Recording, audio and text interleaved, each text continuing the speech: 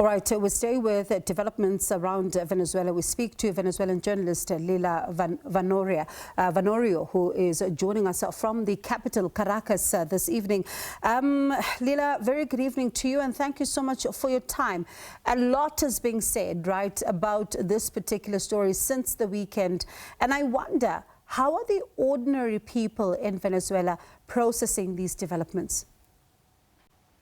Well, it's a lot to process, and Venezuela, the capital city in specific, it has been slowly recovering some kind of normalcy. However, we've seen very few people on the streets. There's external commotion decree signed by the government that demands local enforcement officers to search for people that in some way supported or promoted this military action from the United States in the country this Saturday. And we haven't seen, even though there are Venezuelans that are very happy that Nicolás Maduro is no longer in power, we haven't seen demonstrations on the streets because people are afraid. We have to remember that the president in charge at this point was Maduro's vice president, and also the rest of the cabinet is still in power. So people have been very, very cautious, waiting for signals, signs that Delcy Rodriguez is going to cooperate with what Marco Rubio and Donald Trump say is a plan for Venezuela.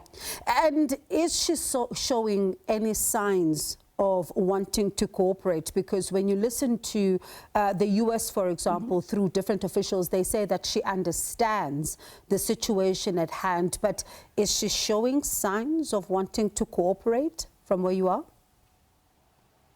Well, it's curious because at first she has maintained a discourse to the members of the official party. However, we've seen the acknowledgement of many things, maybe not in the exact words that Donald Trump puts them. For example, yesterday, PDVSA, the main oil country in Venezuela, confirmed that was sending oil to the United States.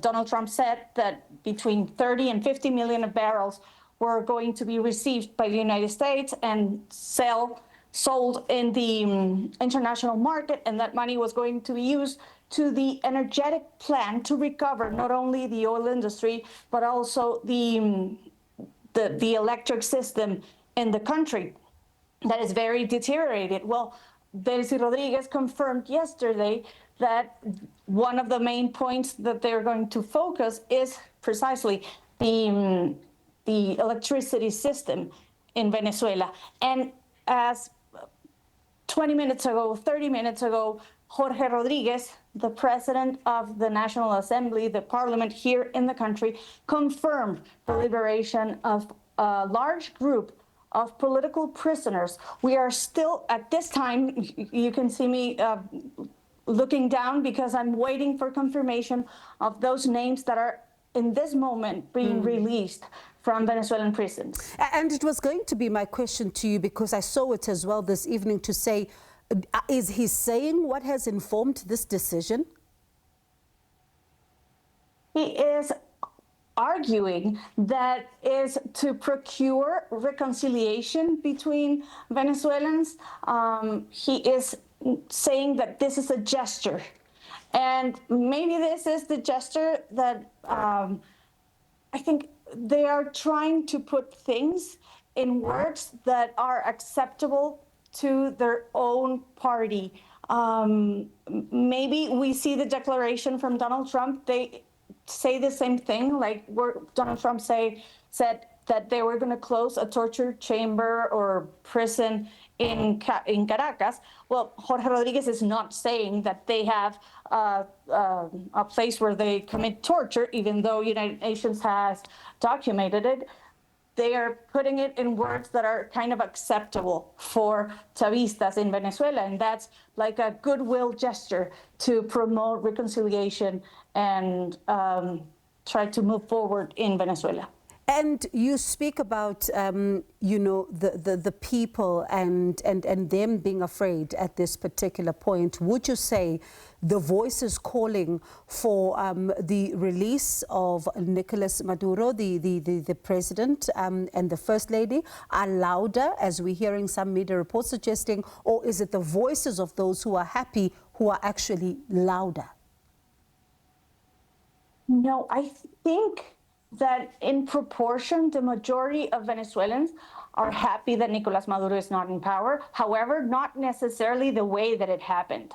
We haven't seen demonstration in the streets because people are afraid of being imprisoned. And the demonstrations asking for the return of Nicolás Maduro have been systematic every day in the streets. First, today they're with young people, young leaders are demonstrating, but yesterday women were doing the same thing. But we haven't seen a massive response from Venezuelans asking Maduro to come back. Mm-hmm. I went to one of these demonstrations and it was just 2 blocks of people.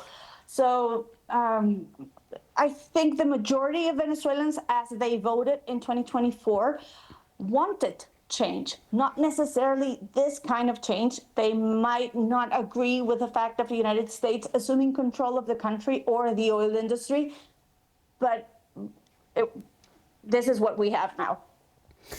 As a final one then, quickly, when you look at the damage to infrastructure in Caracas, where you are, because it was the center of our focus at the weekend when the story broke, have you been able to, as a country, hear how much damage to infrastructure has been caused and the quantification of that?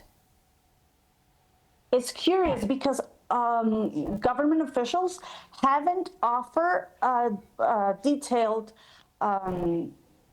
report of infrastructure damage. And as late as last night, it was the first time that someone from the government confirmed that 100 people died during the attacks.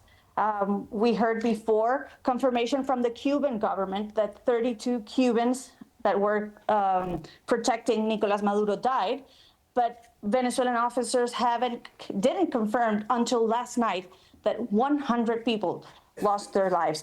And we haven't had a detailed report on infrastructure that was damaged. However, we can tell that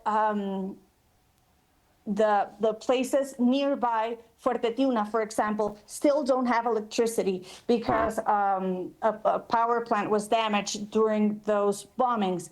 But we don't have a report in detail. Lila, appreciate your time. Thank you so much for talking to us and for putting us in the picture and putting us in perspective. Appreciated, colleague. That is Venezuelan journalist there, Lila Vanoriowho, joining us live from the capital, Caracas.